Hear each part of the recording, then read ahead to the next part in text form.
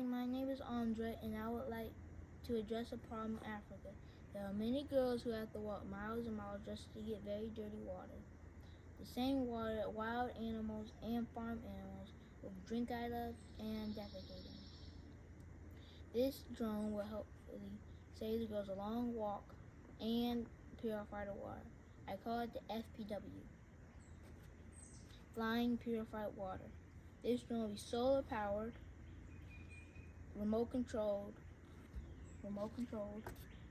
and it will have a camera on the front and a screen on the remote so they can see what they're flying. This drone you fly it to the water source, and it will land and float in the water just like a boat.